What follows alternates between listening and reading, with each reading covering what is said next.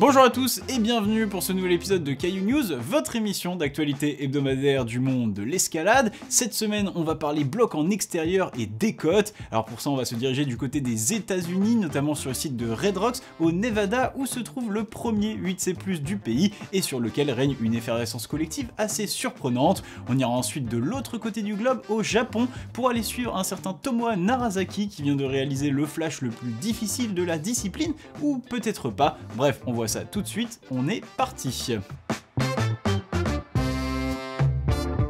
News numéro 1, et on commence de l'autre côté du globe aux États-Unis pour une histoire de bloc, j'ai nommé celle de Sleepwalker 8C+ au Black Velvet Canyon dans le Nevada. Sleepwalker, c'est le premier bloc côté 8C+ des États-Unis, libéré par Jimmy Webb en 2019, une ligne de quelques 7 mouvements valant chacun à minimum 7C et une séquence iconique avec un mauvais plat central avant de relancer sur le Reta, un bloc d'autant plus historique que son extension Return of the Sleepwalker, qui lui ajoute 7 mouvements au départ, est le deuxième bloc côté 9A au monde, libéré par Daniel Woods 2 ans plus tard en 2021, après 4 mois de travail et encore non répété à ce jour. Sauf que depuis 2 mois, le bloc semble avoir perdu de son mysticisme, avec, tenez-vous bien, 5 ascensions réalisées entre octobre et janvier, soit seulement 2 de moins que depuis la libération du bloc il y a 4 ans. Mais plus encore, c'est surtout l'identité de ces ascensionnistes qui surprend. Parmi eux, on compte Andy Lamb, 29 ans, un palmarès et une réputation bien construits, mais derrière que ce soit Zach Gaia, Kay Whaley, Noah Wheeler, Xander Waller, Willie Waller, aucun de ces jeunes américains ne dépasse les 23 ans. Rajoutez à cela le fait que Kay Whaley et Xander Waller auront eux sauté 2 cotations pour atteindre directement le 8C+, et vous obtiendrez la question qui trotte dans toutes les têtes, qu'est-ce qui s'est passé? Alors, nouvelle excroissance rocheuse sortie de nulle part, ou simplement effervescence collective fortuite? Eh bien, Noah Wheeler, le dernier ascensionniste en date, a sorti une vidéo sur sa chaîne YouTube pour nous expliquer la situation. En cause, la découverte de nouvelles méthodes basées sur la différence morphologique entre les différents grimpeurs, et alors que les plus petits gabarits sont obligés d'ajouter 2 mouvements intermédiaires, les plus grands, comme Xander Waller, peuvent atteindre le plat directement depuis la seconde prise du tracé, qui est bien meilleure. Suite logique de l'affaire, si la plupart des ascensionnistes auront simplement qualifié le bloc de 8C+ soft, Xander aura lui un peu plus fait parler avec ce post où il explique « Certes, je n'ai pratiquement aucune expérience sur les blocs difficiles, mais pour moi, sauter le 8B+ et 8C et faire un 8C+ en moins de 4 séances semble incroyable. J'aimerais que d'autres personnes de ma taille essaient ma bêta et voient ce qu'elles en pensent. Aujourd'hui, je suis assez confiant sur le fait que le bloc vaille 8C, peut-être même un peu moins. » Monsieur Sleepwalker, vous êtes un élément vaillant de notre entreprise depuis des années maintenant. Malheureusement, je viens de recevoir votre dernière évaluation annuelle et elle n'est pas bonne. Je vous la lis, selon Xander Waller, vous ne vaudriez plus que 8C. Avez-vous quelque chose à redire à ça? Quoi qu'il en soit, monsieur Sleepwalker, vous comprendrez qu'à partir de maintenant, nous allons être obligés de nous passer de vos services. Je vous souhaite donc une très bonne continuation.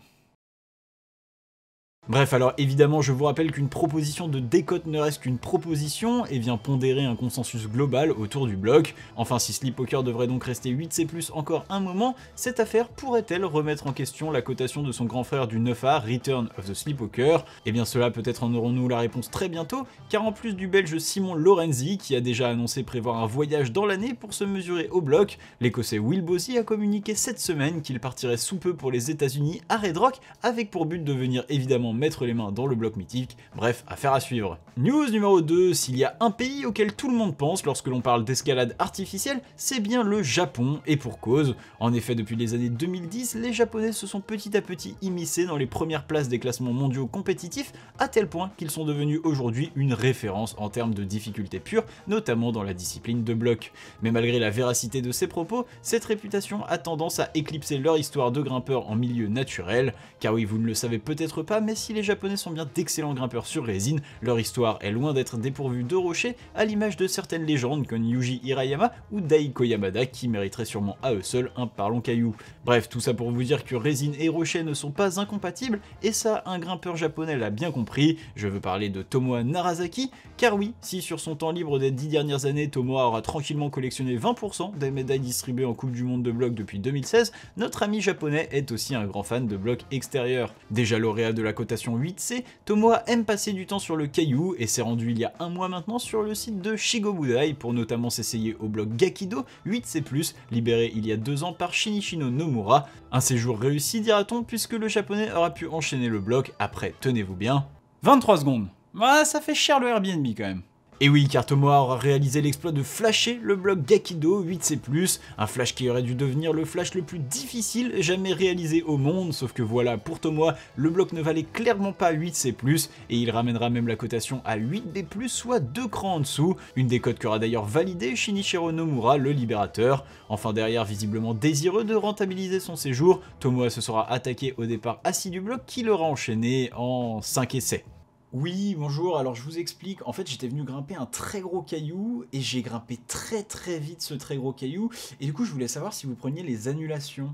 Bref, concernant la cotation, Tomoa aura décidé de lui attribuer le grade de 8C, un 8C en 5 essais, pas mal, et tout ça vous pouvez le retrouver sur la vidéo dont je viens de vous passer les extraits, sur la chaîne YouTube de Tami, un collectif de grimpeurs japonais dont Tomoa, bref le lien est en description. Dans le reste des news, en fin d'année dernière, Charles Albert avait surpris tout son monde en annonçant la libération de l'Ombre du Voyageur, 9 à bloc au Salève, un projet gardé sous secret et méconnu du grand public, ce qui n'est pas le cas d'un de ses autres projets, The Barber, à Fontainebleau, que l'on voit notamment apparaître dans le Reel Rock 16. Un projet sur des lames de rasoir que Charles se sentait déjà proche d'enchaîner à l'automne dernier. Problème, Charles a publié cette semaine sur son compte Instagram une vidéo de lui cassant une prise du projet, et vous vous douterez bien de l'importance de celle-ci à la vue de leur taille. Enfin, heureusement, dans la foulée, il annonce que le projet est encore possible, mais qu'il lui faudrait revoir chaque mouvement de sa séquence, chose qu'il remettra à plus tard, préférant se focaliser sur un autre de ses projets, apparemment presque dans la poche. Sortie vidéo maintenant, l'allemand Alex Megos vient de publier sur sa chaîne un vlog de son voyage à Surana et notamment de son travail sur la voie Sleeping Lion, 9B selon lui.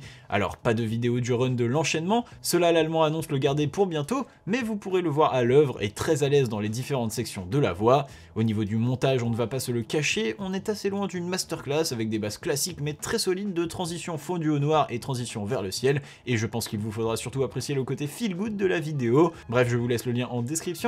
Et on attend maintenant celle de l'enchaînement, alors qu'Alex lui aura terminé son voyage à Surana par l'enchaînement de 3 8C+, pas mal pour se reposer après un petit 9B.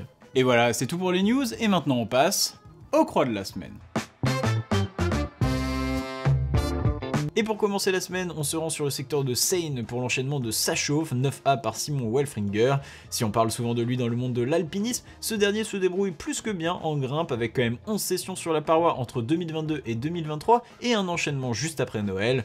C'est donc sa deuxième croix dans la cotation pour lui après Pornographie dont nous vous avions déjà parlé il y a 1 an et demi. Direction Blo maintenant avec Camille Couder qui réalise Picharette, 8C blocs. L'habitué des lieux est venu enchaîner ce bloc ouvert par son pote Nico Pellorson dans une semaine où visiblement pas venu pour acheter du terrain, il aura également fait tomber 3 8B et 1 8A+.